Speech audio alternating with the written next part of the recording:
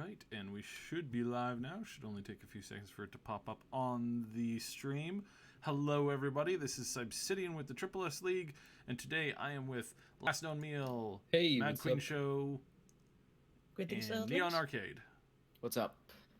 Sorry, that was really bullet point fast, but it's going to be a crazy news day. So, how is everybody? And have you gotten any sleep this week at all? No, well, I had sleep yesterday. I slept like 20 hours straight because during E3 I was sleeping only one of each 2 days. Mm-hmm. Damn. Neon, how about you? Well, it's been like 3 days since the end of E3, so I've gotten some rest. But yeah, E3 was pretty crazy, but in a good way. So yeah, it's been not too bad, not too bad. And then LastKnown. Oh, I took a small break for the past 2 days, so I'm now kind of pumped to make more videos. That's good. But yeah, it was a crazy week. I have been doing Cloak and Dagger stuff for the last 4 days, 4 days. No, 4 days. Yeah, been doing Cloak and Dagger for the last 4 days. It has been very interesting. We of course mentioned a little bit of that on our podcast yesterday. We won't be touching too much on that subject today, so I'm sure we'll get a few questions, but we're all going to probably wait a little bit, get a little bit more info, and then address it probably individually on our channels. So, well, I just wanted to sure. point out. I just wanted to point out that people watching this podcast already know we like doing our jobs diligently and not jump into conclusions easily. So, well, we'd rather sit on things and do some research because this is an important part. The background is always important, and then we will be able to talk about that. All right, I'm being told the audio is a little bit down, so I'm going to boost everybody, and hopefully this is okay. All right, here we go. We should sound better. Yes, we should all sound a little bit better now. All right, so yes, we're still ironing out the technical kinks that can happen here from time to time, but it wouldn't be YouTube if there wasn't some technical kinks. So always.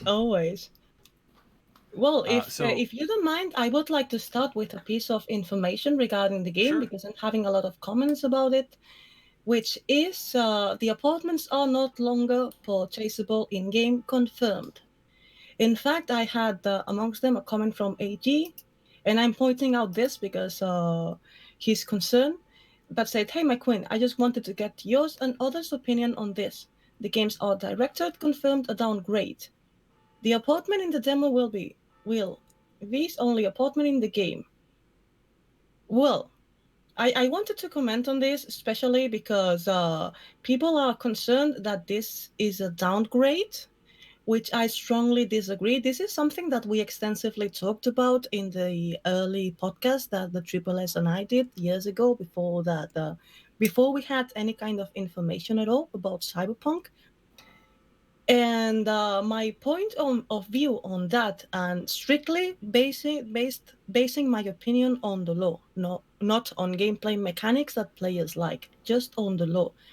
In the law of Cyberpunk, if you are Cyberpunk, you are a street rat. So being able to escalate a lot, this is something that goes against the spirit of being a Cyberpunk, because again, you are a fucking rat. Okay? You are no one. You have no money. You have to survive. So having the options of having a lot of apartments in the game is something that, since the first moment that we learned about it, I disagreed with, because of the philosophy of what being a cyberpunk is. So some people are thinking that this is a downgrade, but we saw this E3 a version of the game, a vision of the game that was slightly different to what we saw so far. We saw a vision of the game that is way darker, and we are going to put more stress on the survival part, not in the sense of a survival game. Let's understand each other. They're going to put more stress in the difficulties of surviving as a cyberpunk. So giving the option to the player to own an insane amount of apartments, this is a kind of economy of the game. The keyboard, someone? Not me. No.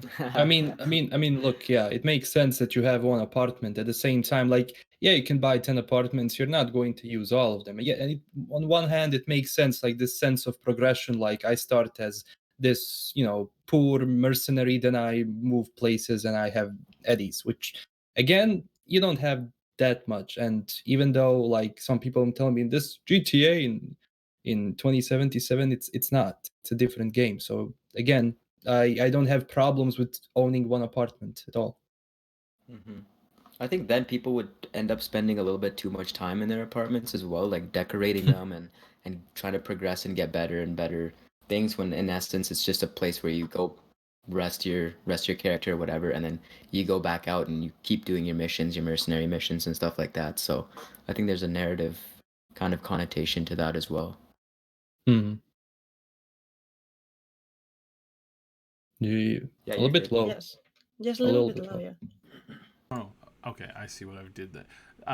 Sorry, the typing was on the Discord. It wasn't on live. No, I see what I did there. So yeah, no. I do want to say though that I think what you're saying, Madqueen, is 100% correct. And that it did come off a little weird to me that V is going to be running around with like tons of properties and stuff like that when some of them could be really expensive, no doubt. And it kind of makes sense, a little bit in the kind of like the Skyrim sense where it's like, oh, you go to the different areas and you can save up and you can buy stuff. But does that really keep you, down in the gutter with the rest of the people? So I'm kind of like, I'm generally kind of ambivalent to this kind of stuff because it's like I don't really see too much of a point to it, but I will say that if this game is moddable, I'm pretty sure the community is going to create a never-ending supply of apartments and crazy living quarters. Mhm. So I wouldn't worry too much about it over the long run, because again, it's like I don't think you'll be spending like a ton of time in the room. Hmm. So yeah.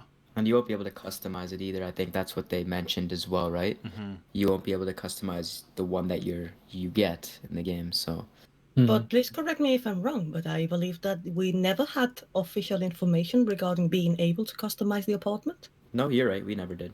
Yeah. No. Mhm. I think people were kind of assuming if we got multiple apartments, there'd be some sort of customization element to it. But no, we never had official information about that. But Well, yeah. this part of customizing the apartment, this is something that I would like to see, but not in a sense that customizing it in a static way, but in adding security and things like that, especially if you're a techie. But well, if you cannot do it, I'm sure you can do plenty of other funny stuff. You can That's actually a put good trophies, I think. We had that gun wall. Yeah, Maybe you can that's put true. some stuff on that is already in the apartment. Maybe that's like this sort of upgrade, like you can think of. Well, I don't But know. I don't intend to spend a lot of time in my apartment, to be Oh honest. yeah, true. You no, have the I mean, option And- to brain if, dance if in it's there. if it's going to be anything like my apartment, I'm going to have, naked mannequins everywhere. No, I'm just kidding. But still, it's like I can see why some people would want to, and I definitely understand that because that's actually like a really, really popular mechanic that's been added into, the Fallout series. Mhm. People love, designing and building their own little corner, but it also takes up a lot of extra resources. Whereas I think what they'll end up doing, and what I think most likely will end up happening, is that in the DLC or the which Expansions. CDPR doesn't like. Yeah. Yeah, they don't like calling it Expansions. DLCs. They're very traditional in the sense that they're actual expansions. I think in the expansions, what we will get is we'll get new additional apartments, especially if it's something that the community starts asking for a lot, because then they'll be able to like work it into their down the road. But I think right now, what we know from the release date and what we know from their kind of plans is they're cutting it a little bit tight. So it's probably one of the things that they said, just put it on the back burner. We'll get to it in the expansion, or we'll let the modders get into it when they can. So I think I we'd think all that works. rather them focus on other things than the apartment kind of thing. It can Well, be, it you can put always So be many more important things that they should be focusing on than that. That's just my opinion, but I feel like other people would disagree. But I'd like to point out the thing you said before when I said I'm not going to spend a lot of time in my apartment, and you said, well, you can play braindance there, but Yeah. then even if you physically are there, if you are on braindance, you are on braindance. You are not in your Exactly. apartment. Exactly. So Yeah. still not in your apartment. That was actually Well, the I mean, least of my worries, the apartment. Yeah, so I mean, it's a good thing to be nitpicky about because yeah, it means that they're headed in the right direction. So, what are your thoughts? What's everybody's thoughts on as far as the combat goes? We've been hearing a little bit of like back and forth on this. Some people saying it's great, other people saying it's could be a little bit on the dry side, and we made the point yesterday that they're still sticking with their original plan, which is that this is an RPG first, then a shooter. It's not a shooter first followed by an RPG. I found really weird that suddenly the rumor that it wasn't an RPG anymore was starting to expand on the internet, and I asked why, because it's not referred as an RPG anymore. So I went. It was already available to pre-order, so I went to Steam, category RPG. I went to GOG, category RPG. So it's an RPG. I mean, if it doesn't have a good, like, let's say about Rage 2, great combat, but if it doesn't have a good story, it's not going to stick. So I would rather have a great story and have combat in the second line than just having combat and the stories. It's kind of a And similar while saying situation this, you to- are winking at me, no? Because I had some complaints about the combat. Winking. Combat is not important. Well, if we go by anything that Witcher 3 said, a lot of people didn't like the combat there, but it's still like one of the most widely acclaimed games of all time. So I suppose in an RPG, in a story-driven RPG, it doesn't matter as much, but I'm assuming they want to make the combat better than what the consensus was about The Witcher 3. And for me, it looked, from what we saw in the gameplay reveal trailer, the like little brief 40-second one that we saw, it does look still a little bit stiff. But then again, we only saw like 1 or 2 seconds of it, so it's hard to really go off of that. I think I wouldn't like to judge the combat just for that sneak peek. Yeah, exactly. That's what I'm saying. Yeah. I think Game Informer said great feedback on the shooting. Like when you hit someone, it's satisfying. Yeah, it feels better. Manny actually brings up something I was going to bring up a little bit later. So we did identify where the whole RPG thing came from, and that was a Warner Brothers marketing. They cut the term out for some unknown reason, whether it was intentional or whether somebody just forgot to add it. It's only in their material or their like advertising material where the term is missing. It's still in as far as the Bandai Namco's and as far as everything that's coming directly out of CDPR is. But they changed their labeled Twitter. They changed their Twitter bio, and it doesn't reflect RPG anymore. Yeah, So I don't think that's an issue. I think that's cleaning up the general noise that you have in the like the wording, like shortening it down, wanting to make it more streamlined, and you cut out things that are really, really, really, really obvious. I know because it's like. Sorry, go ahead. No, I was just gonna say I think that's maybe where people are getting the idea that it's no longer an RPG. Is just the fact that they changed their Twitter, or their bio or whatever. But I don't think that's necessarily, obviously, what's happening. Well, I remember that a few years ago, one of the car companies we were doing some work with, they ended up changing like the label, and before it used to say like car manufacturing or something like that, and they pulled that out. And even though that was the only thing they produced, there was a bunch of people who were like, "So you're not doing this anymore?" It's like, no, that's our entire business. It's like, it's like I don't know what else. I don't know what other examples to use. It's like they make RPGs. They remove the RPG title to kind of streamline their public info stuff, and it's like, oh, so you're not making RPGs anymore? No, that's all they've ever been making. Well, with the side exception of like one, like it's just that way. And I think that it was cut down on the clutter.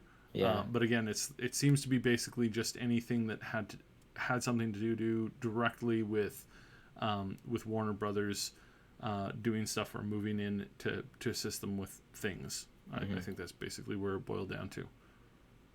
Yeah. But yes, it's an RPG. Rest assured, it's an RPG. That's the more important part. And actually, they said a little bit about the progression system in the new demo. But I'm so pissed I couldn't see it by myself, because now I have to read it from other people. And I'm if anyone here knows an outlet that watched the demo and knows the law, but I mean really knows the law and the comments about it, please let me know, because I would love to read it directly from a source that knows the source material. Well, that's one of the things that I've mentioned before, is that E3 is no longer the place, and CDP. This is not new to CDPR. CDPR has stopped doing this for a while now. E3 is not the place for verifiable information. It's a place where you only get actionable information. Actionable information is nothing that you can prove in. If I were to say prove it, you could only give me, secondhand or accessible data that you can't like confirm, that you don't have hard evidence for. Whereas verifiable data is something where you walk in and you actually have you can actually walk into a court of law and be like, here's a legal statement from this, and this states this, and that's what you have. It's the difference between us getting Watch Dogs, the first Watch Dogs as it was portrayed in the trailers the first time people saw it, versus where it was portrayed, when the actual game came out. It's like, oh, so you don't have this actual level of fidelity. You've nerfed it down so that it works less than what was promised, right? And so that's the key difference. And this year, that was basically the theme from pretty much everybody. Is that E3 was not a place where you went to get gameplay for anything. There was a handful of titles that showed a little bit of gameplay, but even games that did show a lot of gameplay, a lot of it was gameplay that had been rendered or heavily scripted, and I think people look at that now and they think Anthem, right? Because Anthem was that, and it became not very good, because all we saw was just a pre-rendered, somewhat orchestrated, heavily scripted gameplay that didn't actually exist in the game. And overall, I kind of really dislike that. But it depends on the company, right? And it also there's also time constraints in that, and it's people used to make fun of the really long press conferences where they get these people out to play the game, and then they wouldn't play the game as perfectly as somebody else might play the game, and then they would get roasted for that. And it's well, congratulations, now you have your wish. Now none of us are ever going to see that kind of a gameplay again on the screen. All we're going to get this time is just basically a scripted version of it, and then you have to make your choice later when they actually release more of the actual gameplay. But I think what we have enough to know that we can assume quite a number of positive things from it. So Madqueen, you were wondering about the skills or or more of the other stuff within the character menu. Well, the character menu, I know that it wasn't 20 the Blade. Young Ye will soon release his step-by-step on the E3 demo. He's very thorough, so maybe it's worth checking out. He's very thorough, yes, but he doesn't know the law. And what I'm looking for is someone that knows the law. And I also would like to answer a question before I lose it. It's going to be short. Host and Manny Calavera are asking, are we going to space? What about the moon missions? Well, first, I always said that I believed that the moon leak was inaccurate. In fact, it was given by the same people that said that what's her name? Lady Gaga was going to be in the game, which was officially denied. And even if at that point when this leak was out, they wanted us to go to space, it is not known if it changed, because games are such an iterative process that you don't really know. And going back to the demo, Well, honestly, what I want to make a joke before I go on with that because I have a problem with my head canon. When I saw the trailer for the first time, I was totally unable to recognize Keanu Reeves as Johnny Silverhand because my head canon kicked in and said, Johnny Silverhand is blonde. He looks more It like a took a Carrie little bit. Uridine. Sorry? I said he looks more like a Carrie Uridine, doesn't he? Yes, I saw him, and it was quite obvious. In fact, there were people that in the comments said, "Well, I'm recognizing it as Johnny Silverhand thanks to your low videos," and that's weird because I am not at first moment recognizing him as Johnny Silverhand because he's blonde, and so when I see Johnny Silverhand, no, he's blonde, and then I think it was Martin Chubovich that on Twitter said he's Johnny Silverhand.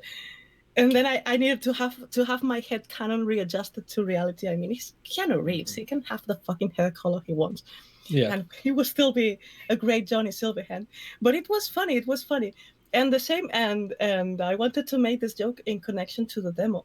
I'm always interested to see the points in common with the reflecting the universe, and one of these things is the both the character creation and the progression system. Even though we didn't see Cyberpunk Red yet, so things that changed that and will be reflected in the video game, we know nothing about it. Also, I know that the character creation in the E3 demo was shown incredibly briefly, and the latest news we had about the character creation, that, by the way, the new character creation that CD Projekt Red announced officially was on my wish list. And that was exactly what I wanted in the game. I'm so happy. And I hope that maybe when the I really don't know for how long they've been working on this new character creation. I assume that if they announce it now, they've been working for long. And I don't know if when the I don't know if when we see the gameplay at PAX that will be made public or at Gamescom, because I will be attending in Gamescom, this character creation thing will be implemented. Nice. Well, it's PAX West, I think, yeah. When they said like they're officially releasing it. Yeah, interesting stuff. By the way, did you see the latest Keanu interview about Johnny, where he said, "Are you in his way? Is he in your way?" That was cool. Definitely deepens the story a bit. Yes, It's very funny and because when we had Jay from Talsorian, for those of you hearing this podcast, Jay is the ambassador of Talsorian Games, which are the creators of the original pen and paper game Cyberpunk. And he was saying, well, people tend to forget that Johnny was a horrible person. And I really like that. And when, because it's true. And when people were like, quote unquote, complaining, they weren't really complaining about the tone of Silverhand that he was always pushing you during the demo. Like, well, he's a douche, you know? He's Johnny Silverhand, we love him, but he's a douche. And he kind of got stuck with you, so. Yeah. You gotta do it. saying, I think they were saying he has his own agenda. Like, he helps you. He's obviously that, like, ghost, digitized ghost and voice in your head that's kind of helping you progress through some of the story, but he has his own agenda too. I believe that's what they were saying. So we don't really know what that's about. But that's interesting. Well, obviously, he's Johnny Silverhand. He has an agenda. I'm pretty sure it includes destroying Arasaka. By the way, have you seen the images? Have you seen the images of Arasaka officers? Yeah, those are sick. Oh yeah, I was waiting for this moment. I was waiting for the moment of seeing them. They are so fantastic. I'm going to make a cosplay. I need a cosplay of that. I need a poster. When are they selling posters of all these images? You could do a good cosplay of that woman that was in that image. No, I want a cosplay of the Arasaka officer. The one with the helmet? Yes. Okay. That might be difficult. But I do want to remind you, Madqueen, that you are aware of this very high-end technological thing that Johnny has at his disposal.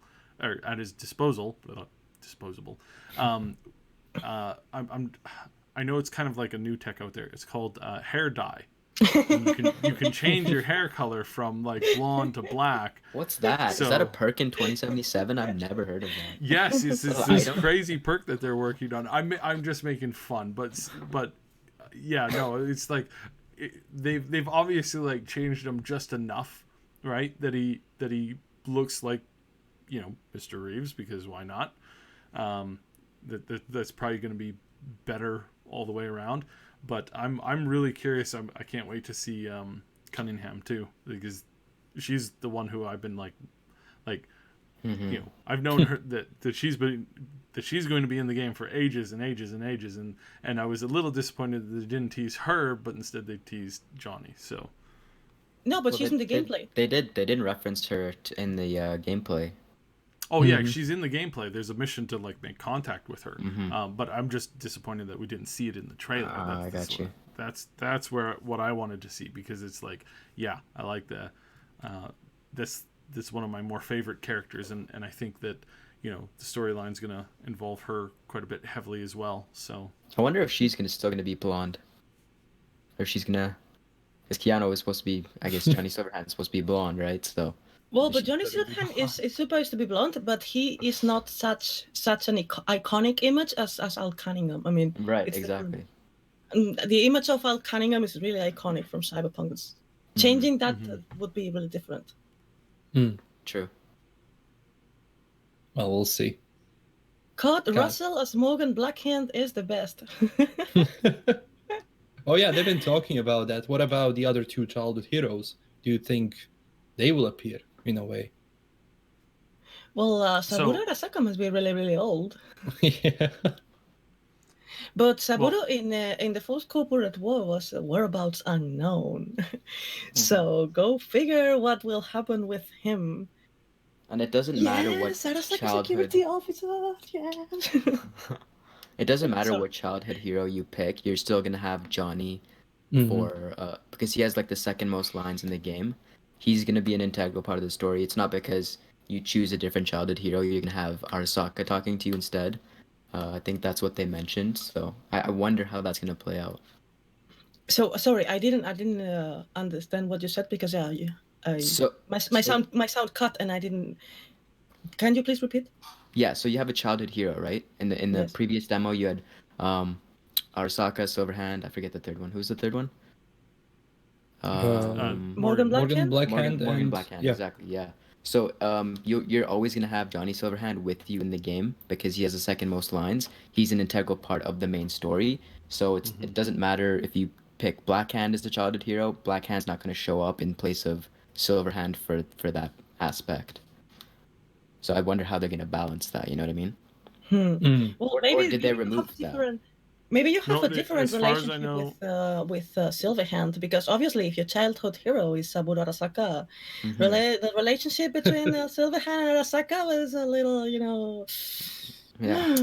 Someone Or in did the they even comments. take that out? A little bit explosive. A little, yes, it was a little explosive. well, I think Before just to you go answer the on, let me question- cut in here, because before I lost the question. Minimally Cat is asking, what is she? What is Alt?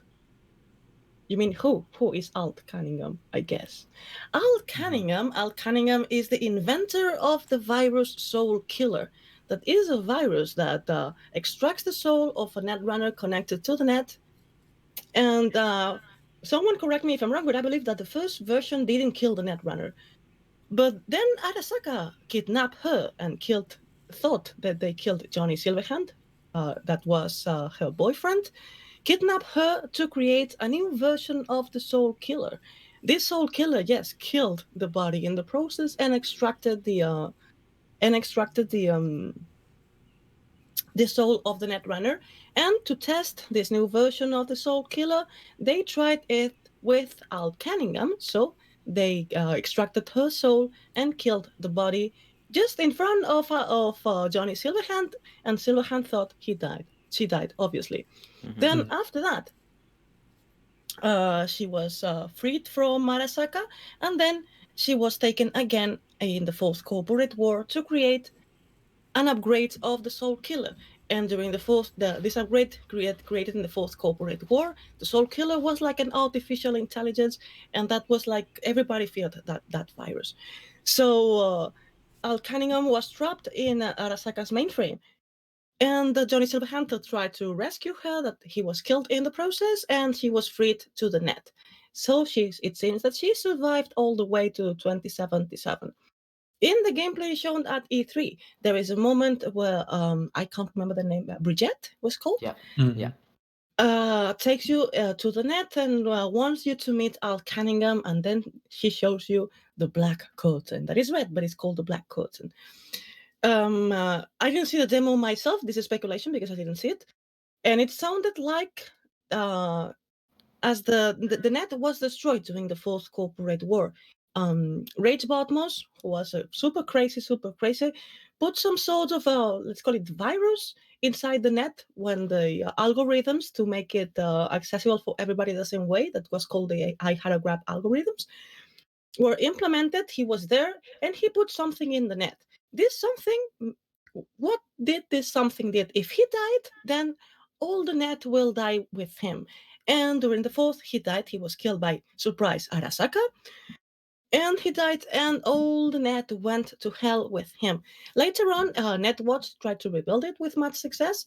There is a gap in here that we exactly don't know what happened to the net, but some city nets were created in its place that were like smaller nets. So it seems, and here is in speculation because we need to read Cyberpunk Red to know if this is true. It seems that in 2077 you have the city nets, and then you have the net that is a dangerous place because it's still suffering from what Rage Botmos did to it.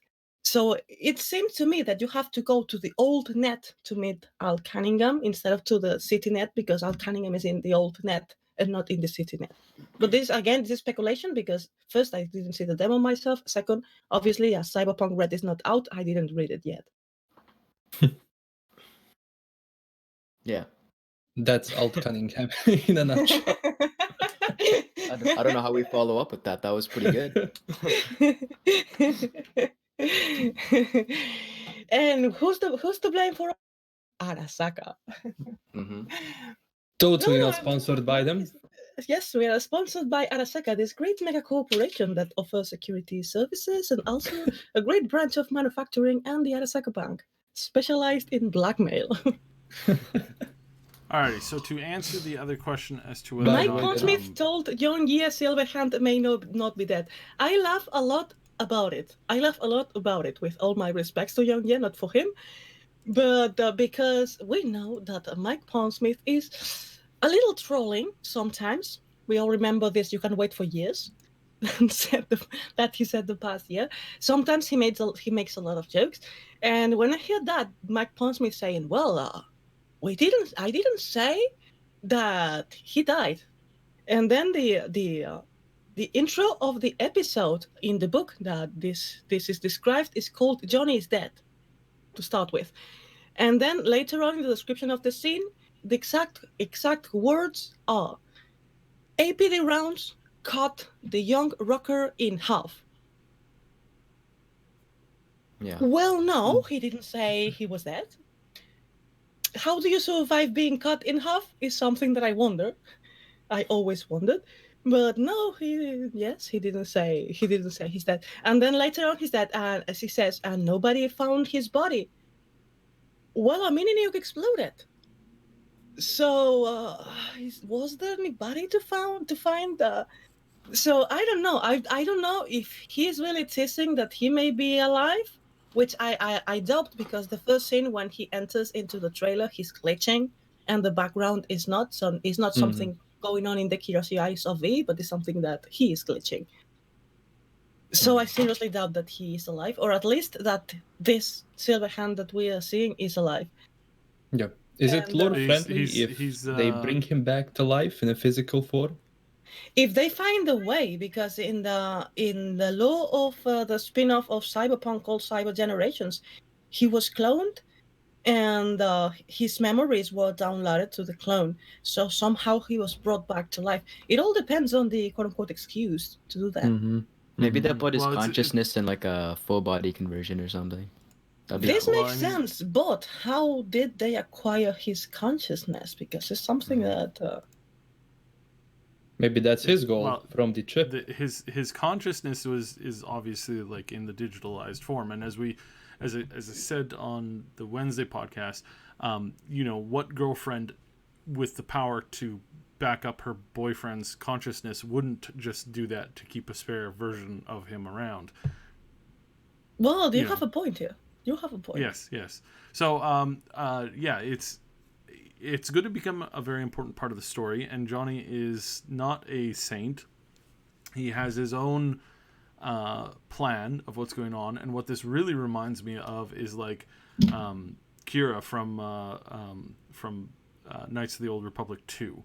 Is what this really reminds me of, is like somebody who's with you, giving you advice, telling you what to do, and then it turns out, oh, guess who's the real villain?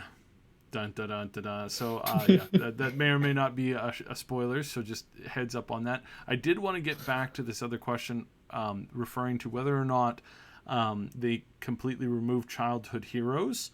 And I would like to point out the difference between replacing the life paths where you normally saw the childhood hero section and having a childhood hero section being moved from one section to another. So this is something that we don't have confirmation on, and until we get the actual gameplay, again, this is one of these actionable versus verifiable things where we don't actually have verifiable info on this. All we have now is a bunch of people who are remembering it one way, who only saw a very, very brief pre-prepared section of the character creation. So whether that includes all of the character creation, we don't know yet. And I would remind everybody to, once again, when it comes to this kind of stuff, this is where, it's nice to have these journalists go in and write down stuff, and sure, would have loved to have been there. But as far as the actual what's going to happen when it finally ends up in your hands, is like you can't count on any of this stuff, because all of this stuff could be changed by then. Obviously not the big stuff, obviously not that stuff, but yeah. I would like to answer a question in the comments. Go for it. Do they have in Cyberpunk stuff like back to tanks in Star Wars where you can heal for prolonged time periods and restore from most severe wounds? Well, you have nanotechnology for that. You have how they called? Well, it's some nanotechnology that you inject in your body, and then when you have a wound, they will cure you. Antibodies? No, why? I can't remember the name of that. Enhanced antibodies? No. Toxin think binders? I think it's bio. Something like that. Well, but Yeah, it yeah. exists. I can't remember the name, but the point is that it exists. Well, Yeah. Trauma Team has like mobile cryo tanks too on their AVs. they're ready for anything. Hell yeah. I mean, it makes sense in a world like Cyberpunk. If you pay them a lot of money, like the streets are dangerous, so they might as well have everything, Right, even if yeah. you're cut in half. Okay. Yeah. What do you guys think about the new districts that were announced? The Badlands and the I think they said there was 2 nomad factions that were part of the gangs. I forget the names of them, but one is like a strict nomad gang, and then one is like kind of the outcasts of some sort of tribe. Sounds cool. I thought that was interesting that they have an actual area around the city to explore. And Yeah, I they're kind of calling want it to the see that. Badlands. Mm-hmm. I definitely want to see that because everything so far was kind of in the city. I mean, Yeah. like the latest screenshots we got still, are a part of the city. They're not completely the outskirts. So I want to see that a bit more. That's cool. Yeah. And then also you have the nomad life path too. So I'm assuming they're gonna have a bigger presence in the story than what we knew that they would have, I guess, last year. Oh yeah. I think even Jay said that in like for Red, like they were somehow the only one. I mean, not somehow, but they were the only ones who had the established network to kind of adapt after the Fourth Corporate War. So it definitely have a presence. I guess that this strong presence in red is going to somehow maintain to Cyberpunk 2077. That would make a lot of sense. Mm-hmm. We'll see. And I missed this news about it. I missed a lot of things. I missed a lot of things during E3 because I didn't have more hands. Is the Bozo gang confirmed yet? Yes, it was confirmed in this interview with Young Ye that the Bozo gang is confirmed. This incredibly gang that I love and was designed by my Pondsmith's wife. Nice. She's so twisted. I adore her. I like how they run a family business there. Like everyone is kind of pitching into something, like the lore and just the development of the game. That's cool. That's definitely cool. The son's working on a lot of stuff there too. It's really good. Answering Mikael's question, how come you guys never invite Kazuliski for this? No, he was invited, but he decided that he doesn't like podcasts and that he rather work on his own, and we totally respect that. This is his way of doing YouTube, and this is our way of doing YouTube. I mean, we always had the arms open for him if he wanted to join, but he doesn't. It's his decision. Yep. We've invited actually quite a number of people, and we are always hoping to bring in more. So we have some really cool guests coming up. Is it next week that we have that? Yeah, one next guest? week. Next week we have an amazing guest coming on. Can you announce it yet, or should I? I don't know. Should we? I mean, I'm totally up for it if you want to announce it. Sure. Sure. Yeah. So it's Lileia, the Cyberpunk 2077 community manager. She works obviously at CD Projekt Red, and they just came back from E3, so she'll have hopefully a lot of stuff to share regarding the on-floor event and the game, and as much as she can talk about, we'll definitely see what she has to say. So that's pretty exciting. And then we have even more special guests lined up, which I don't think we can mention at the moment, unless we can. Not sure. Yeah, it's up to you guys. I don't mind either way. I think we'll save that. Maybe we'll save that for hype. Yeah. We have some amazing guests coming up that will be really awesome. And of course we are trying to get as many as possible. So this is as best as we can do to keep pushing this. So yeah, we'll tell you when it's ready. Yeah, we'll tell you when it's ready. But yeah, next week it'll be the community manager for CDPR, and we will have some info. So yeah, there's some great stuff coming in with that. And again, if you want, the next stream is hosted by LastKnownMeal. No, Neon. Yeah. He's not going to be the other week. Yeah. Oh yeah, I'm not coming next week. Just to announce. Sorry about that, but I'll join everyone the week after that. He'll be there in spirit, in digitized ghost form, like Keanu is. Well, I have something to say that just came in. Thank you very much for Alexius, because we were looking for the proof of that. And he sent a message in my Discord channel. It's been confirmed officially in an interview with a CD Projekt developer that the option of the childhood hero disappeared in this new version of Cyberpunk. You will be able to choose a life path, and you will be able to choose instead of childhood option, they put the same concept in a different way. But now a Silverhand plays a very important role, and it plays a central role in this universe. Instead of of having a childhood hero, you will be able to put similar but not the same options in the rest of the character creation. You know what? That actually makes sense, because they approached Keanu apparently 1 year ago, and that demo is already more than a year. Yeah, after E3. So I think that's probably why they changed it. So it makes sense. I don't actually mind that. I like the life path, kind of the nomad, the street kid, and the corporate. I think those are pretty interesting paths. I'm pretty sure it was more than a year ago. I'm pretty sure that's misleading information that they approached him. I heard Martin Lewinsky saying it himself. It's not misleading information. I think he said that at the Coliseum, and then a couple other people echoed that. So maybe it was longer than a year, but I think it was. Anyways, around there. I think he started recording his lines about a year ago. I think they approached him before that, because it's very hard to book a AAA actor for work within the next 12 months. Like, it's nearly impossible to do that, and it requires a lot of pull.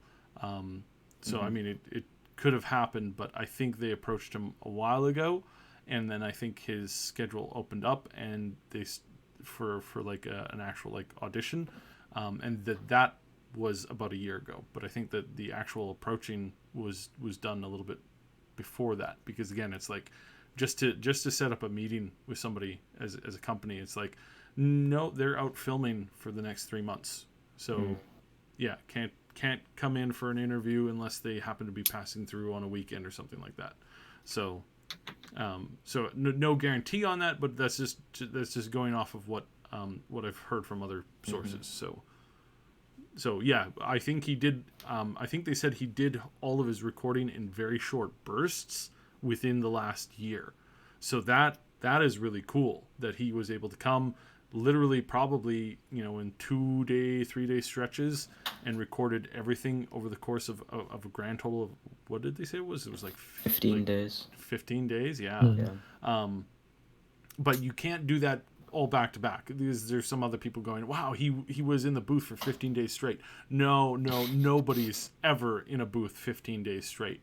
You can do 8 hours a day, 10 hours a day talking for a maximum of like 2, maybe 3 days at a time. But you push yourself any more than that, you're going to start losing your voice. Yeah, and that's something that even like professional voiceover people who that's all they do, they still have to take breaks. They still have to take some time to let their vocal cords heal. It's just as much of a workout as pretty much anything. So, has he even done voice acting in the past? Obviously, he's a AAA actor, but has he done some sort of voice acting? Most actors have, often in the form of like ads or ad reads or something like that. It's pretty common. So I wouldn't be surprised. I just don't know of anything off the top of my head. A lot of these a lot of the voice work has really come back round. Back like in the 60s and 50s and 40s, almost all entertainment was strictly audio work, and there was like even pretty much every movie you would do the audio, the filming.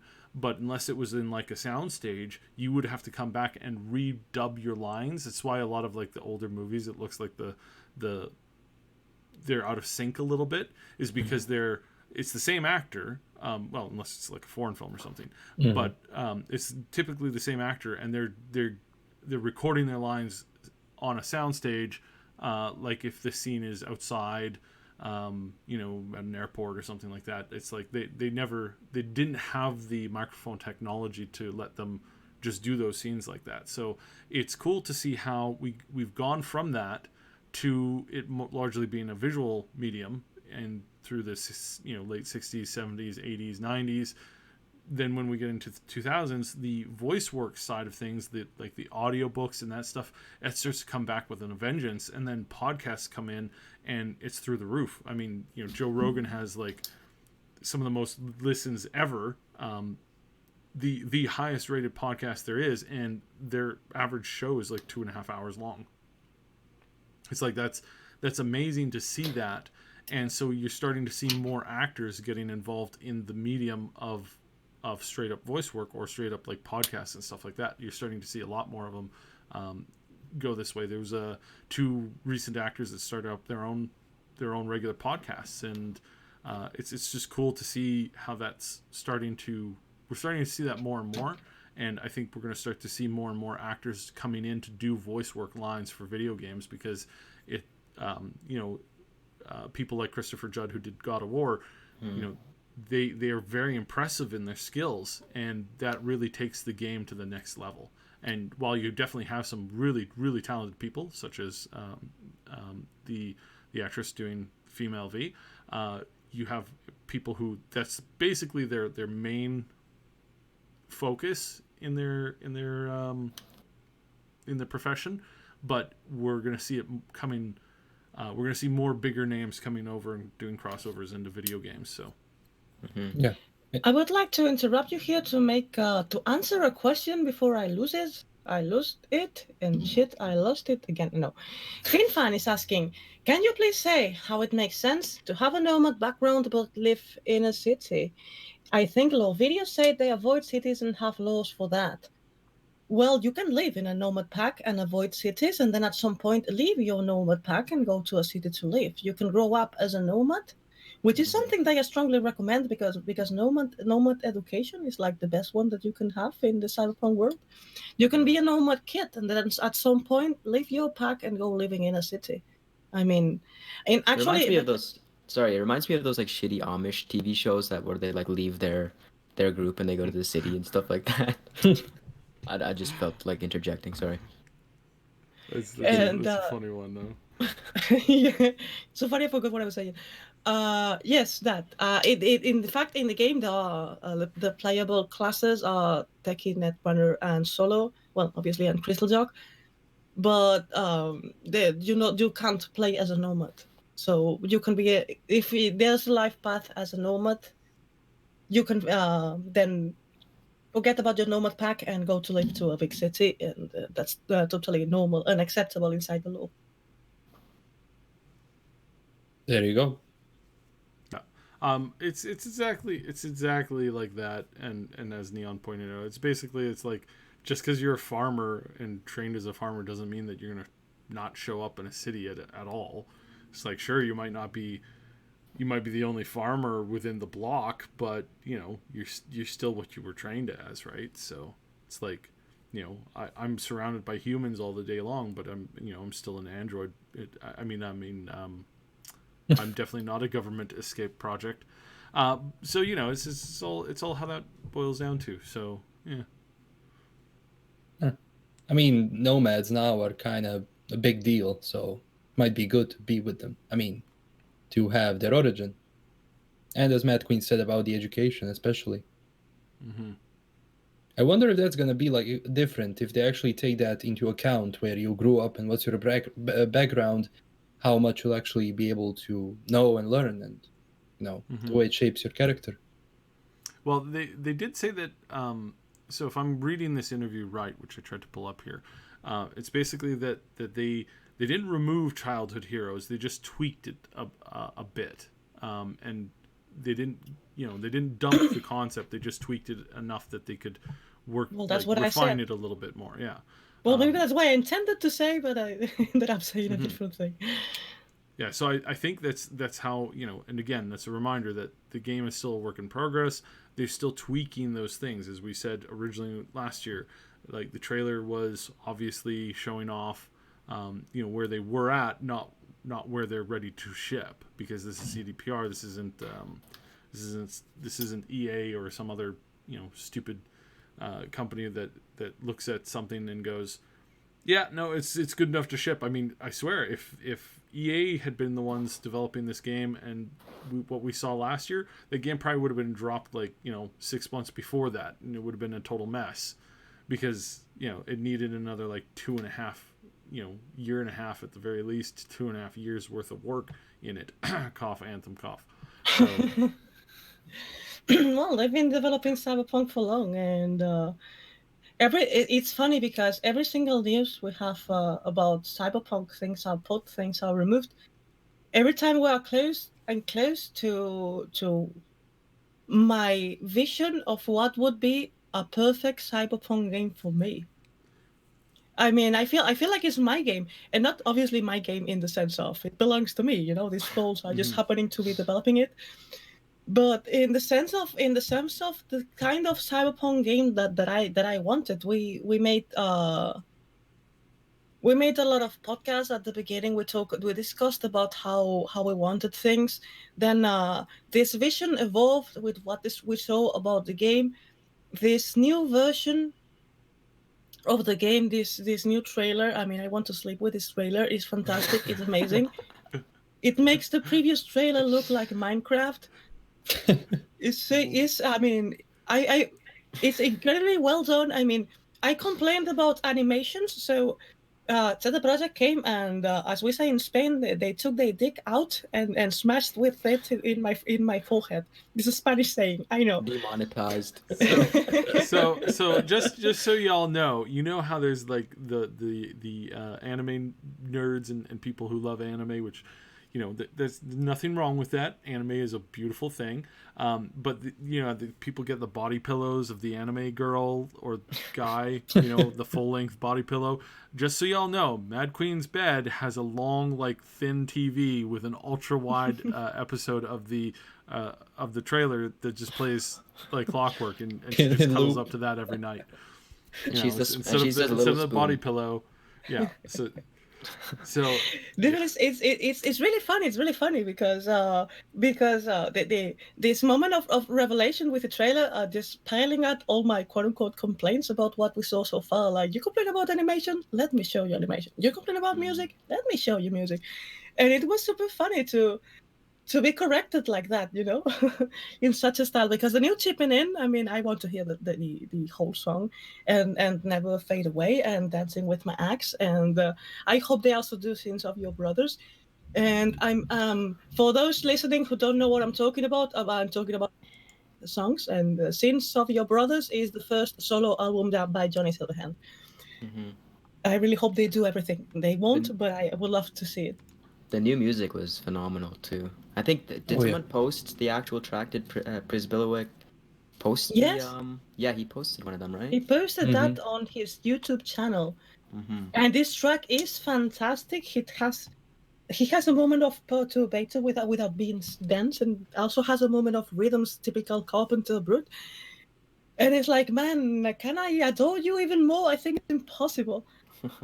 and the new character creation that I was also like I asked, and Playland by the Sea confirmed in the gameplay. What? This amusement park in Pacifica, excuse me, this amusement park in Pacifica, I've been so annoying with for months that I wanted to see Playland by the Sea, and it's been confirmed. It's in the game. In a moment in the gameplay, you can see the Ferris wheel of Playland by the Sea when you are in Pacifica, and I was like, oh yeah, what a gameplay! But Pacifica looks great. Like, if you look at the mood and the color grading, it's so well done. Yes, the combat zone. Ooh. Yeah.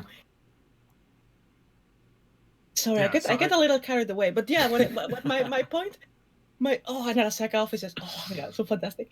My point is that I find I won't call it the music. I really honestly I don't want to sound insulting in here, but I'm finding incredibly amusing how there's people that is complaining about changes like the apartments, they've been nerfed.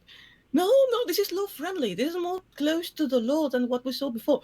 And under my perspective, taken with the law in my hand, this is what I want to see. So all the changes that I've seen go in the direction of making a Cyberpunk game that is a real Cyberpunk game and a real RPG. So finding people that is complaining about the changes is like, no, listen to me. No, you are going to love this. Listen to me.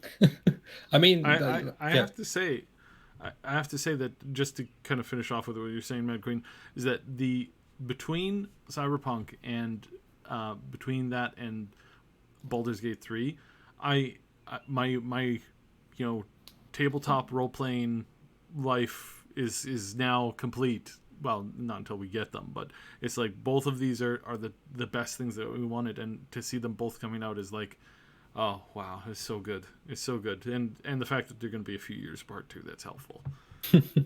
Well, I'm more of a horror and science fiction person myself, so I'm not, even though I it's not that I don't like Baldur's Gate, and obviously I played a lot of D&D, but I'm more of a sci-fi horror person, so I get more carried away with science fiction and horror games. Yeah, true. But did we have like a sci-fi kind of a horror game in a while? Like, obviously Dead Space is one of them, but did we actually have something after that? Well, I have a problem. When I say I like sci-fi and horror games, I mostly mean pen and paper games, because usually horror games that are good are survival style, which means first person, very dark, and head bobs. And meaning I can't play them either that or are incredibly immersed in the experience of a horror game because I get really sick, but really, really sick. The Mhm. Blair So Witch it's a game bit. looks good on that front. Sorry? The Blair Witch game that they announced right before they dropped the trailer. That looks good in terms of horror games. It's not really a sci-fi, but Yeah. I Oh mean, you yes, can't. you Yeah. mentioned they. Sorry, just a little thing. Yes, I remember. I remember now because as Cyberpunk came next, I totally completely removed it from my mind. But you don't have to, like, people now like have this thing of division that they think that only horror games in first person can be scary. I mean, I played Resident Evil from like the shoulder camera, whatever, third person. That can be scary as well.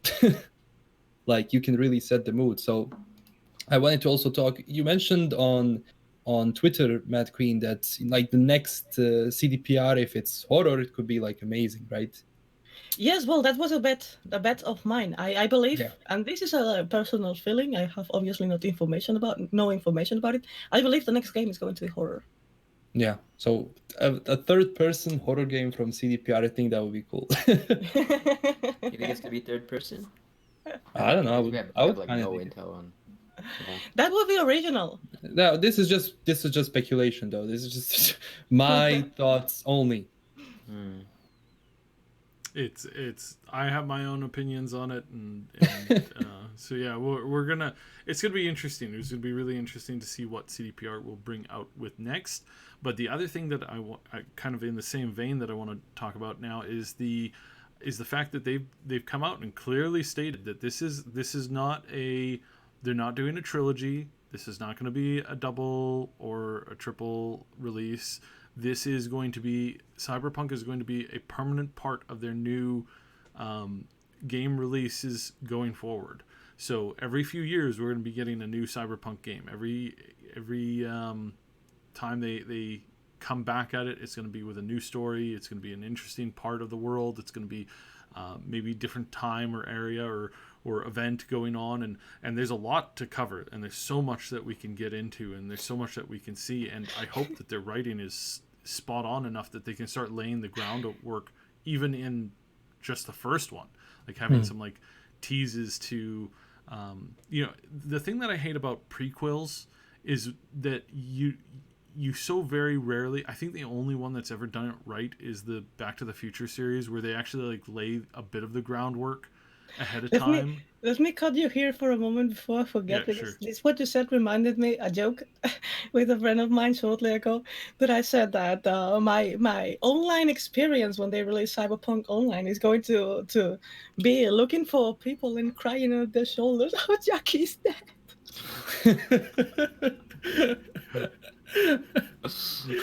Just some guy with a microphone. Oh my god. Yeah. It is going to be my online experience. Oh, Jackie's dead. just walk around just crying nonstop. Yes, But, please go on. mean, I just wanted to make the joke. we're gonna see so much more Cyberpunk content from CDPR. So going forward, we have they're gonna be working on this stuff from now for till forever. And I think this is until we're actually in the actual cyberpunk dystopian future, which, I mean, I don't know if you've noticed, but things are getting pretty dystopian out there right now. Especially on Twitter. Oh, especially on Twitter there, boys. Just kidding. Good heavens. It's like, oh, it's a nightmare right now. Brain dance on Twitter. Survive. So Nico is asking, will they do some DLC for Cyberpunk 2077 later down the line? They don't really do. This company is an old school company. They don't do DLCs in the way that we think of DLCs now. They do basically what's traditional expansions, where it's a ton of content. It's a little bit pricier, but it's not 45,000 little DLCs for $5 each, which you end up spending a ridiculous amount of money on. I was just looking at Sims 3 and Sims 4. Do you know each of those games has hundreds upon hundreds of dollars worth of DLC? Like hundreds of dollars of DLC, which doesn't even get close to what the Trains game has, that has some like, I think it's like $20,000 or $30,000 worth of DLC in a game where you just run trains. Oh, the train simulator one? I bizarre. saw that on like the So most bizarre. expensive microtransactions. To get everything, it's like, was it It's a lot of money. $30,000 or something ridiculous? 40,000, something like that. It's Jesus. like mind-boggling. It's on a train simulator. And yeah, and on a train simulator. And I've never understood why people are so fascinated Yes, with it has trains. 600 DLCs. 606 DLCs. It's like, Oh man. wow. Yeah. And a lot of them are like licensed too and whatnot, which is I also find really bizarre. But anyways, no, for the expansions for Cyberpunk, we're going to be getting a lot of them. They're going to be big additions to the story. They might be, they might come with a very different style, a very different sense. We will see. We'll see kind of how they go, and really the where they can go with the expansions and what kind of stories they can tell. I mean, that's so open to what we're going to see, but we don't really know because we don't even know if V survives the first game. Oops, did I say that out loud? Yeah, I mean, they did some Well- nice foreshadowing in The Witcher, so I think if they want to do some, I mean, when they do other stuff, I think we could see something. And just for Yeah. reference, they haven't even started working on these things. They're Yeah. focusing on their single player Cyberpunk 2077. They have not started DLCs as far as I know, and multiplayer they're not currently working on it. So those will probably come a little bit after, obviously, but we don't know how long after. I should I don't know if Sid clarify has- you, Neon. They're not Yeah. working on multiplayer for Cyberpunk 2077 as an expansion as of right now. Right. They are definitely working on multiplayer for Cyberpunk. Okay. So there's a distinction between those two.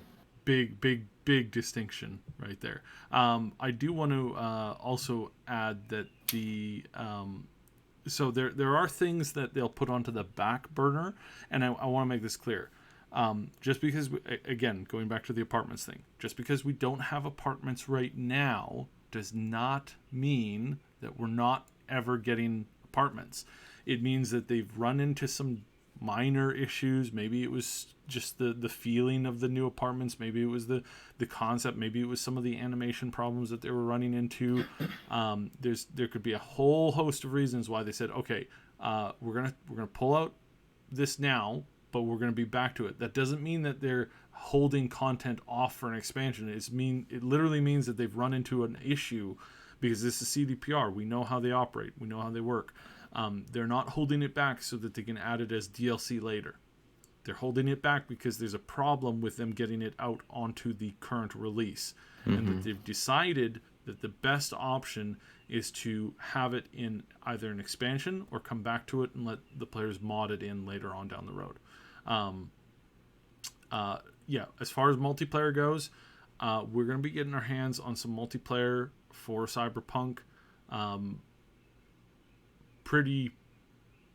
Not like tomorrow, obviously, and not a week after release, but there will be a moment where you're playing Cyberpunk with friends. Now, whether that's playing Cyberpunk 2077 with friends, I can't confirm that at the moment, but what I can confirm is that they are working heavily on multiplayer functionality. They're still bringing in, and they still are maintaining those staff that they brought in to handle that.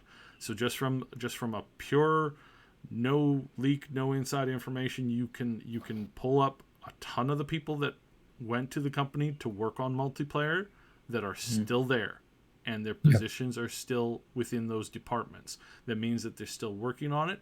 Whether or not we see it directly tied to 2077 or if it's another project, just saying. Sorry for interrupting. Just one thing to say. I read it in the comments. As soon as we mentioned multiplayer, people are like, "No, oh God, no." This is the trend that other game developers and publishers set right now, that multiplayer is bad because they found a way to monetize it. But if it's done by a normal company, it can be really good. And it seems like they're making this quite ambitious because they're not just wanting to get it out with Cyberpunk 2077. They're really taking their time like they're taking their time with the single player. So if it's as ambitious as we think it's going to be, then it could be, you know, a very pleasant surprise. So Yeah. don't discount it automatically. This is like the same Yes. mentality that we had going into E3, that we weren't going to get gameplay and with this and that, and everybody ended up, you know, coming out of E3, and for the majority of us, we loved it. So Yeah. Think for the picture that I'm getting as far as the multiplayer goes right now, from everything that I can kind of throw together.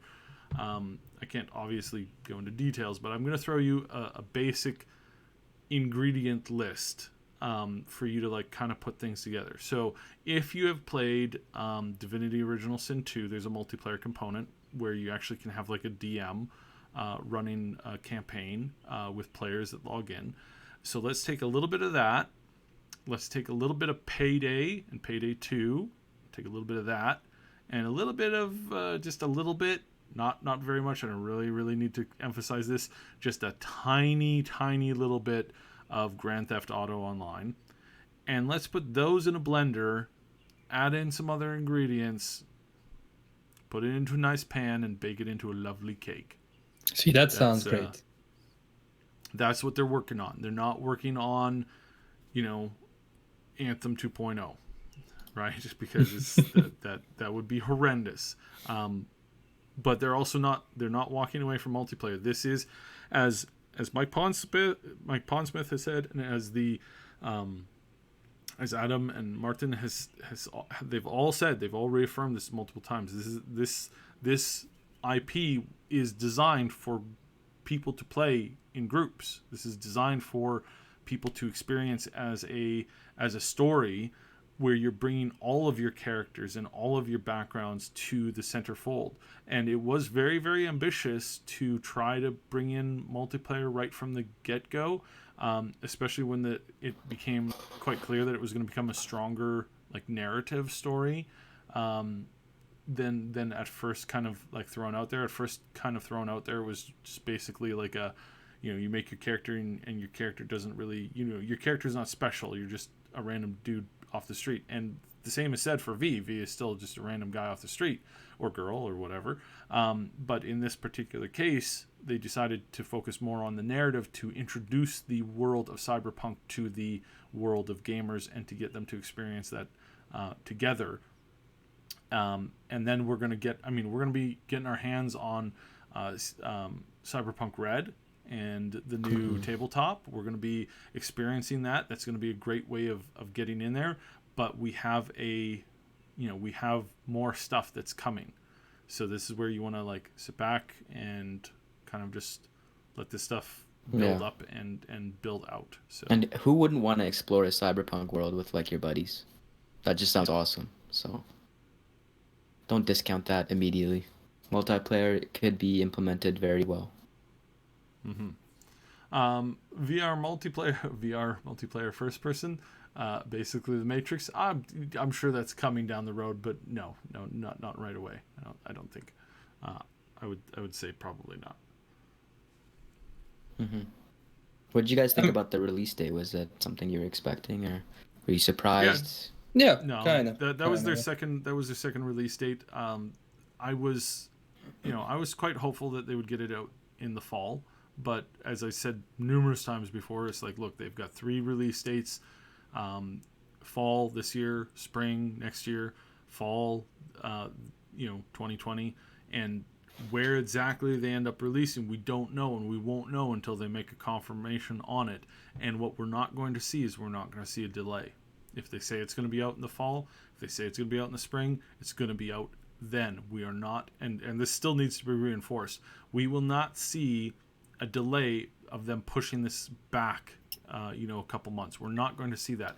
We have a very good game that's going to come out, and you're all going to get your hands on it by April. We're not going to have a delay because they don't believe in delays anymore. Delays are not healthy to a game environment, which is why they've waited until now to announce it. Less than a year out, versus some companies and some games that have announced games that aren't even going to be out for a year, not just a year, like well over a year. Like we What? had received so much like info about how Halo Infinite was coming out and it was going to be showing up rather than later, and hype, and then year and a half away. It's like, oh, okay, well, it's a year and a half. Like, really? Wow. And again, I'm really happy with the direction Microsoft has been going recently, but overall, it's like I don't like watching trailers and stuff for games that are well over a year away. It's like I don't like them. I don't like that kind of being like the lead thing of these gigantic like companies. It's different when it's like, this is what we as a small company are working on. But when you have like, hey, look at this game that you're going to be playing in like 3 years, it's like that's not super healthy to platforms and publishers. Whereas like individual stuff, that's fine, right? I have a question about the release date. Why not releasing it 2 days earlier? 2 days earlier. It's the birthday of Mike Pondsmith on 2020. I mean, come on. Well, I mean, right now it does, like, if depending on where you are in the world, technically it's releasing on the 15th. That's still 1 day away. Yeah. His birthday I is mean, right? we can all agree that Mike is Clearly- getting his birthday on the 16th. Clearly, everybody's going to be too busy throwing a big party for Mike, and obviously that's why they can't release it, because He it's won't be able to play it mandatory. on It's a release day. mandatory vacation, guys. Come on. So the next day is the hangover, and the next day is the release date. Yeah. Yeah. You see, they planned it. But yeah, when I thought about the release date, like why not 2 days earlier if it's 2020 and the birthday of Mike Pondsmith? I mean, that would be like fantastic. That would be like I don't know, like the perfect date. Yeah, no, it's a good setup, but Well, I mean, Project, don't ruin his marriage, Madqueen. Let this man have a hangover. I mean, when we're talking about the release dates, like everyone. I mean, I think 4 of us were all saying like before it, like it's either like 2019 was a kind of a big deal, and it was like, oh, it would be amazing if it released. That would be like, wow, how could they have done that game that fast? But 2020, like the first 4 or 5 months, which was April, really sounds kind of okay. So yeah. By the Makes way, I found the person that earned the pizza in the pizza pool, and they didn't came to pick the pizza up. If they take more time, I will choose another one because someone earned the pizza. So Did he guess the date exactly?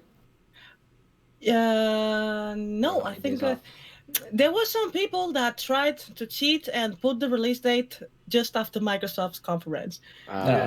And yeah, so I had a lot of people that so they knew the release date, but I don't know if when you visit the channel that is not yours, so the date and time, you can see the date and time, but when it's your channel, you can see it, and you can also see if this person edited the comment. So I had to discard a lot of people that were trying to cheat. So, but there was someone that guessed it like 2 days after or 2 days before. Something like that. I know. Yes, 2 days before, because he said the birthday of Mike Pondsmith on 2020. Interesting. So that was the closest one. Well, one thing that we've been hammering for a long while, which we've received a fair amount of pushback on, was that we said that this is a current gen release. This is not going to be pushed to the next console release date. So we knew that once we knew that the PS5 was releasing in November 2020, and now that the the next Xbox is releasing in the same holiday season, we knew that we were going to get it before then, and that's why for a long time now I've been saying, we're going to be playing this before the new consoles come out, and once the new consoles come out, we're going to get a newer version, and probably some of the DLC maybe might be more geared towards the newer consoles. Probably. I mean, not exclusive, obviously, but there'll be some upgrades, potentially there. So yeah, I think that's really, really clear and important to remember. Mm-hmm. Yeah, I think Mike Pondsmith is pretty convinced that they're going to be on next gen. I read an article or something like that a couple of days ago. Yeah, it makes sense if you get an upgrade. Yeah. Mm-hmm. I'm really surprised about the Scarlet. I mean, everything pointed to the fact that they were going to announce a release later this year. Yeah, yeah. And I was also surprised with Sony because, well, a little less because I've always been saying that they were trying to make this backward compatibility, and if they didn't pull it out, they were going to delay the console. But I thought they were going to pull it out and to be able to release the console this year. I'm a little disappointed on them. Anyway, I have a Super PC for playing, so I don't really care. This has been a really, really long console gen. Like it's like oof. It's pushing like almost 10 years. Decade's way too long to be based. Has it been that long? Yeah. Was it? I mean, it'll be that long by the time it actually like gets out. See, what was it? November 15, 2013. They've made so many versions like Xbox One S and then I don't even know X and stuff like that. They've like prolonged it a lot. Mm-hmm. Oh, by the way, what do you say about that boxing mini game that was confirmed? We called it. Yeah. Mini games Yes, are good. I'm more concerned about the hacking minigame. Mm-hmm. Oh, really? Yeah, I wanted to talk about that though. What do you think about that? I didn't see it. I only see. I mean, about it. Yeah, they said it's like was a hexagon thing. I don't. Yeah, something like that. I couldn't imagine it. Imagine it. Before that, I thought they were going. I imagined they were going to do something similar to in Spider-Man. These mini games you had at the laboratory of Octopus. What's his name? His real name. That they were going to do something like that, but I read the descriptions and I can't mentally imagine how this visually looks. But it's gonna be fun.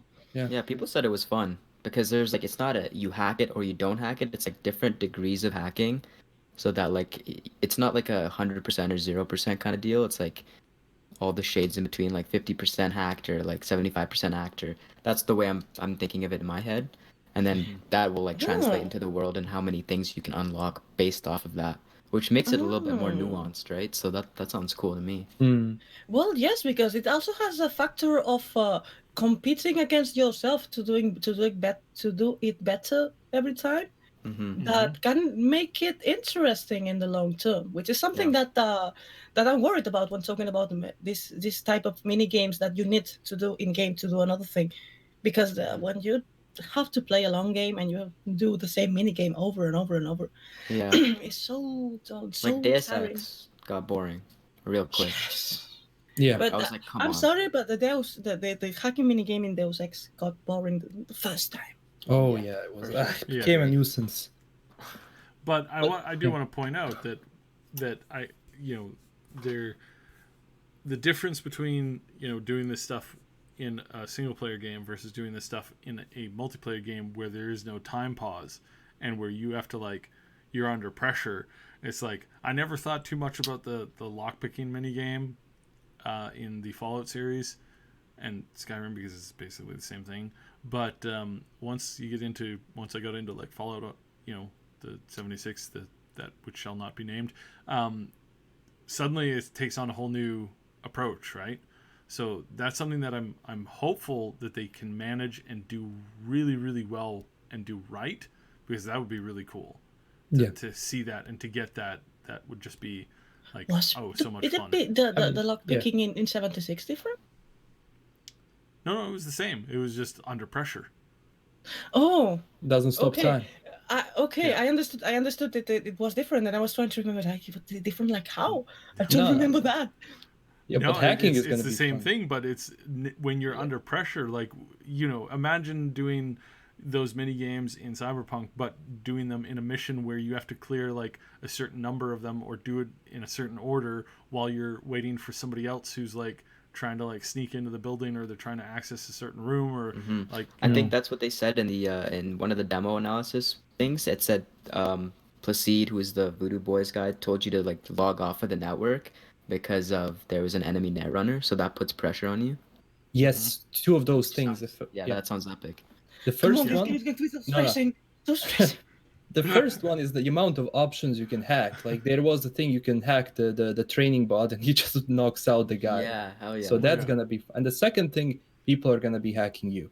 So yeah. Well, yes, this is something that I would like to learn more about because net running in the previous gameplay wasn't really clear to me, and they changed. I remember in the previous gameplay, the narrator that was explaining the part stressed many times that this wasn't a work in progress. So it was totally and absolutely clear that they were going to change that.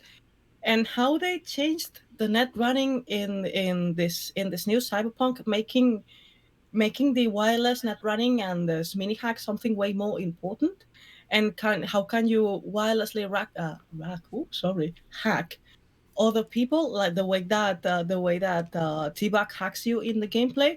They explained later that you gave access to her to your cyberware, but even if you didn't, people can pirate you, people can hack you. Mm-hmm. That's what Hmm. the boss at the end does. She drops her hammer or whatever, and then she jumps on top of you and tries to jack into your network or whatever.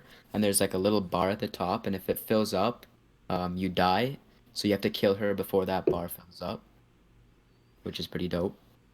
yeah. Mm-hmm. Yes, yeah, but it's pretty dope. But on the other hand, these things with time just put a lot of pressure in me, and I'm like, oh, shit, make it nervous, and I don't know how to do it. So this game is going to be stressing. Deep breaths, deep breaths. Yeah. Deep breaths and stealth. I'm going to have a bag next to me and be like, okay. Hyperventilating. Then also the game is going to be first person. And if it's night, okay, I'm going to die. You better live stream. I want to watch this. Whoa!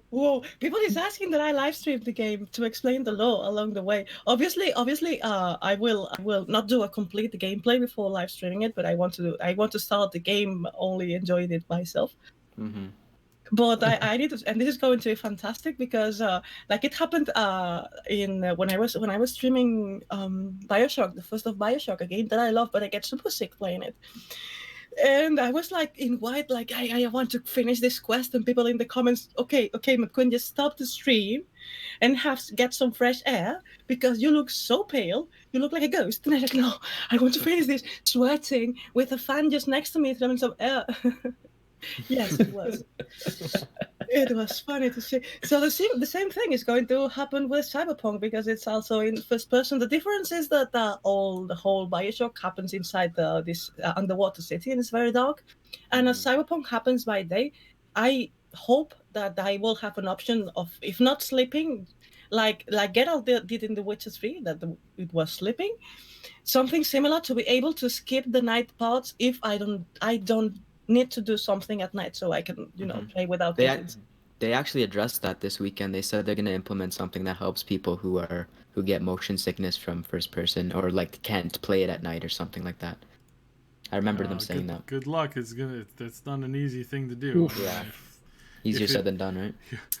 Well, I'm only gonna say this once. You know what would really help?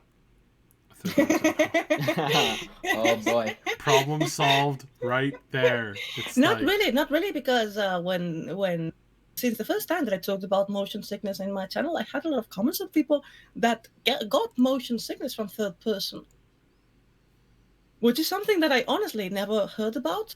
Mm-hmm. And I heard since then I heard a lot of people talking about it, and they got motion sickness in third, and they didn't have motion sickness in first. Is it not tied to the motion blur?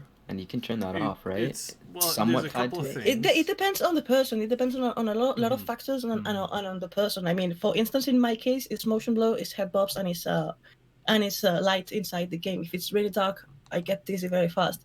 Yeah. But the other people, there are other factors. I mean, that's why it's so difficult to find Right. something that, for some, just adjusting the vision, the field of view is enough. I mean, every person is a world in this subject. It also affects you differently. So some people it's a queasiness, or for others it starts messing with your vertigo, like giving you vertigo and stuff like that. For other people, it gives them cold sweats and gut reactions. So there's a whole list of things that are fairly problematic with it. Now, some stuff you can out train yourself. Most people are motion sickness pretty early on when they're going through growth periods as kids. So that's why most kids suffer from general motion sickness when they're in cars or trains or something like that. But they can get over it, as they get a little bit older and as their body stops changing so freaking radically so fast. This reminded me when I went to see Cloverfield. Do you remember that film, J.J. Yeah. Abrams, I love first that person?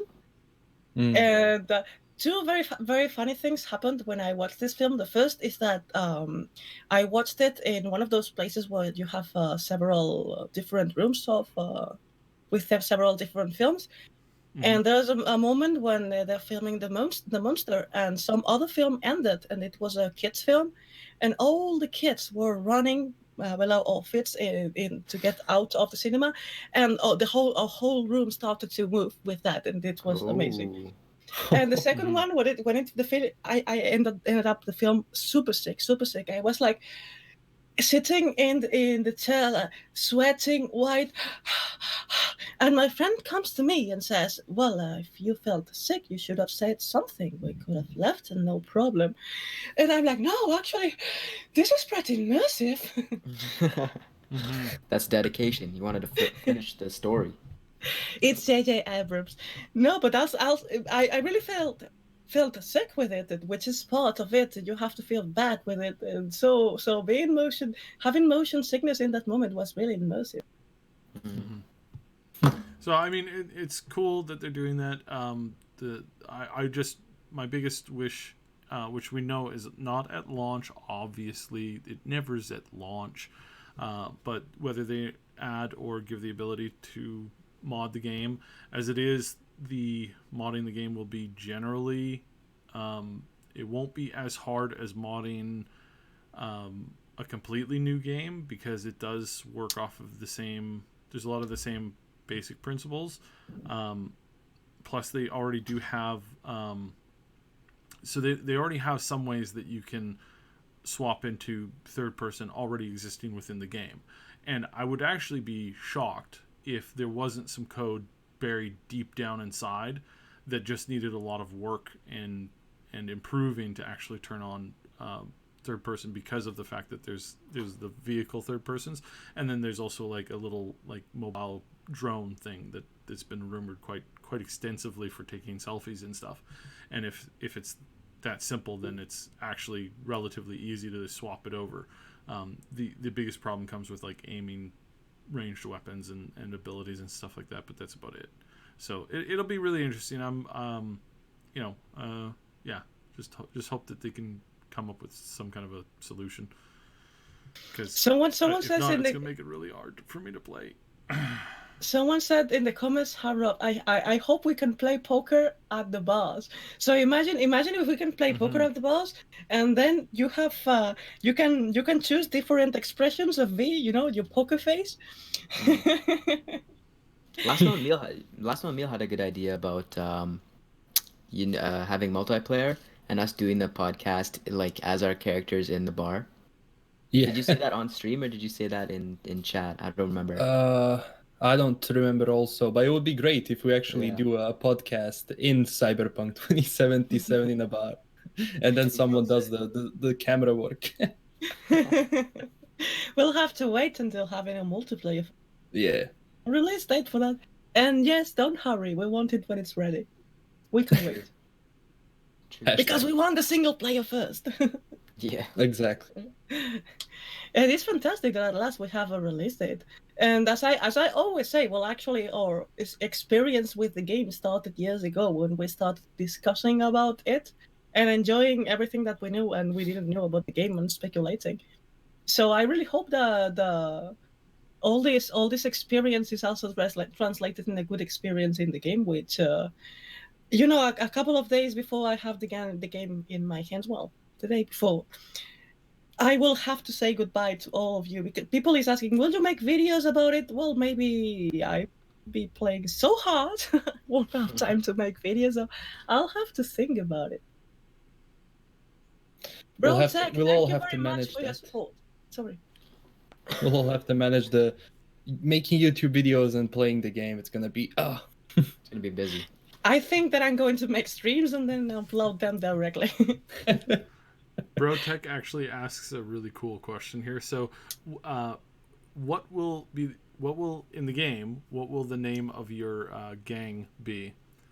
He's suggesting that we go with the Mad Queens. No, we had a name. The triple. How was it? the Triple S Neon Show. No, was it the last known triple neon show, or last triple neon show.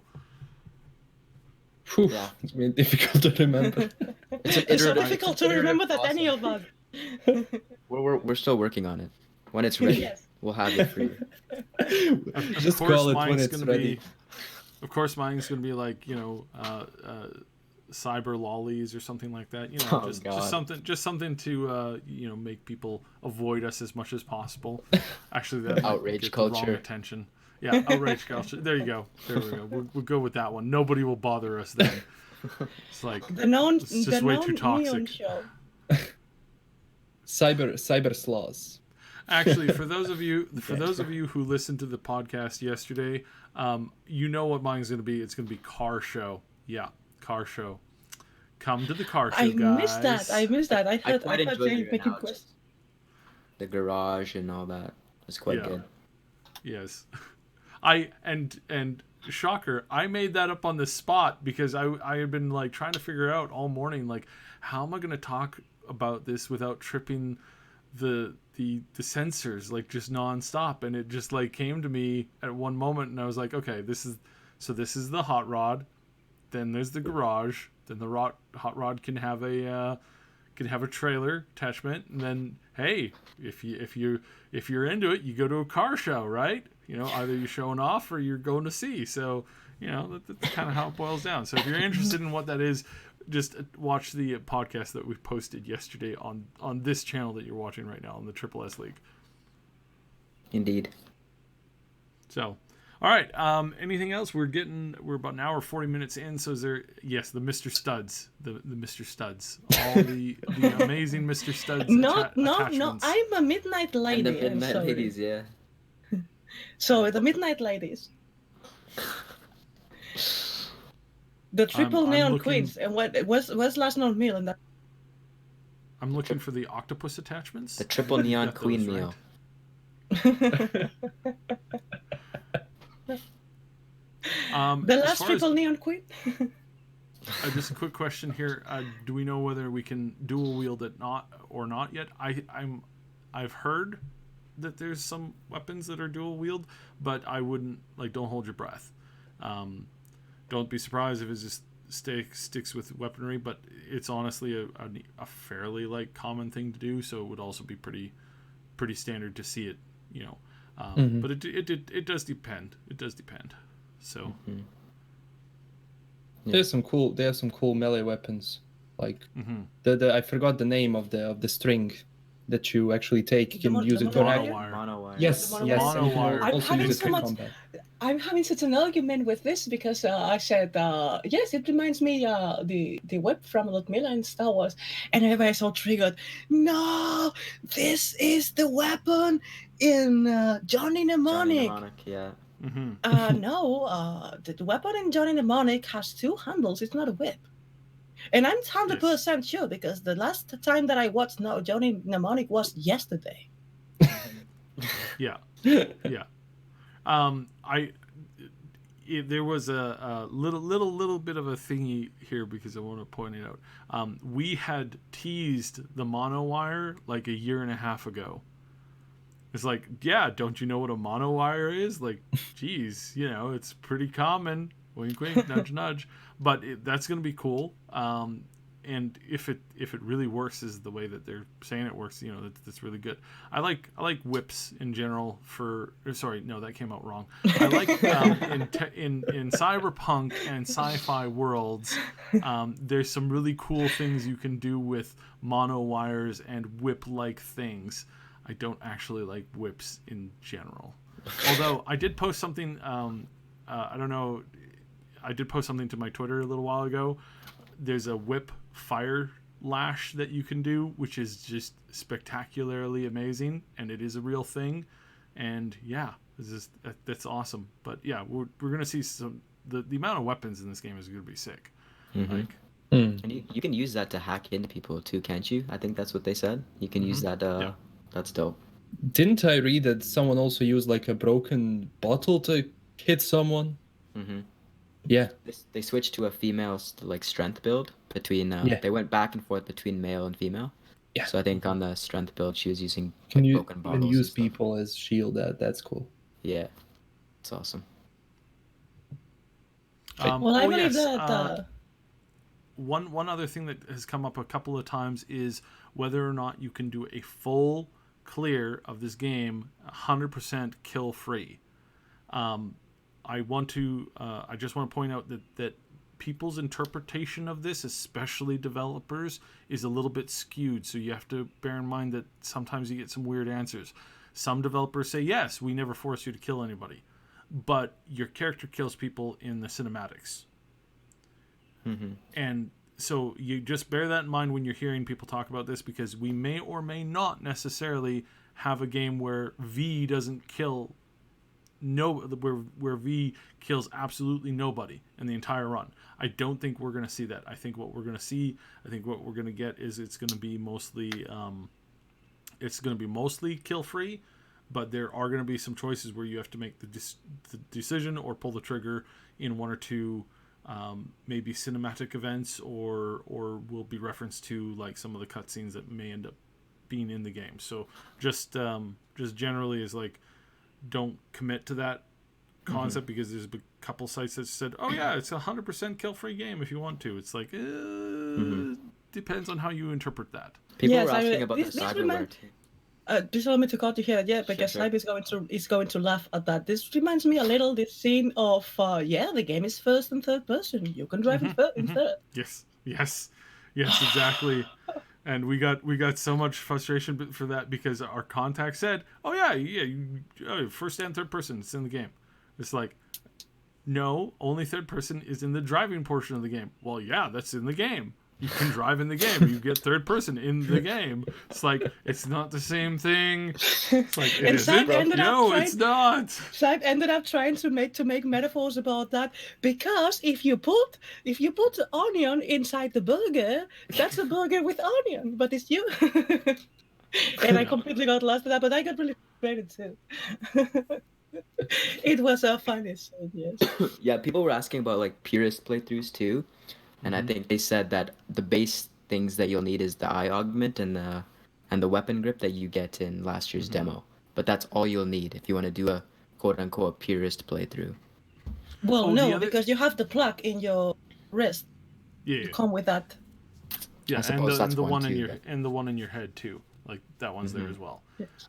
But something else that I want to add is that on the no-kill thing, not all no-kill options are the good option.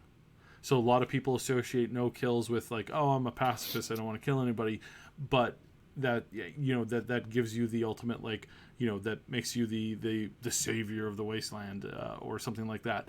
It's like, no. Actually, how it works is there's a couple of scenarios where the bad option is where you just walk away.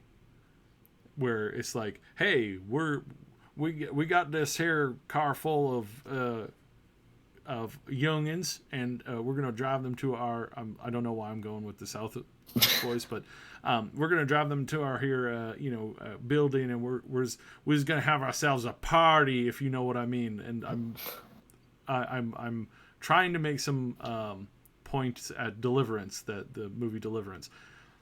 And it's like, V has a choice to stop it or not, and this is just an example. And to walk away is the evil option. You're just letting a bunch of like young people get, whatever. And that's where it's like, yeah, stuff like that is going to be in the game. So you can't solve everything all the time with the same thing. And so it will force you to decide whether or not you want to, like, how you want to open up your gameplay. Are you going to,